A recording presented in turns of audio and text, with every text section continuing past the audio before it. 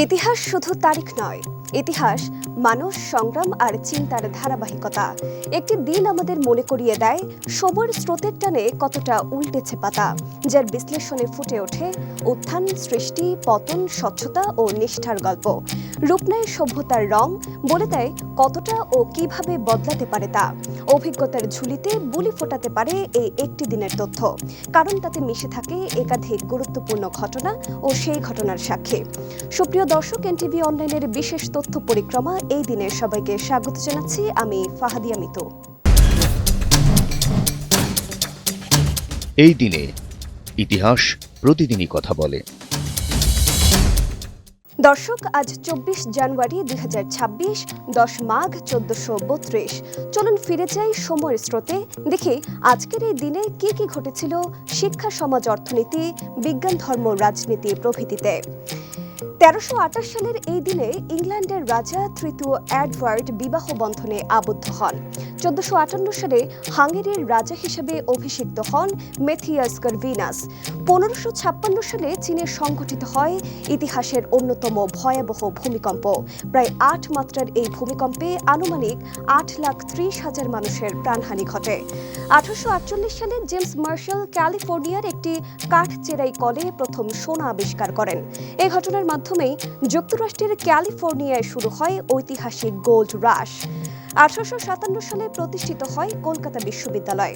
বলা হয় উপমহাদেশের উচ্চশিক্ষায় এক যুগান্তকারী অধ্যায়ের সূচনা হয় এই দিনে। ১৯২৭ সালে তরুণ ব্রিটিশ পরিচালক আলফ্রেড হিচককের প্রথম চলচ্চিত্র দ্য পেজার গার্ডেন মুক্তি পায়।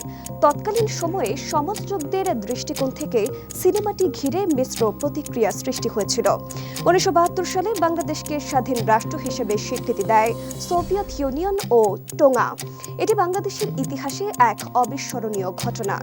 ১৯৭৪ সালে সংসদে বিনা প্রতিদ্বন্দ্বিতায় মোহাম্মদ উল্লার বাংলাদেশের তৃতীয় রাষ্ট্রপতি হিসেবে নির্বাচিত হন। ১৯৮৪ সালে অ্যাপল কোম্পানি বাজারে ছাড়ে ম্যাকিনটশ কম্পিউটার। বলা হয়ে থাকে এই ব্যক্তিগত কম্পিউটার প্রযুক্তিগত এক বিপ্লব ঘটায়।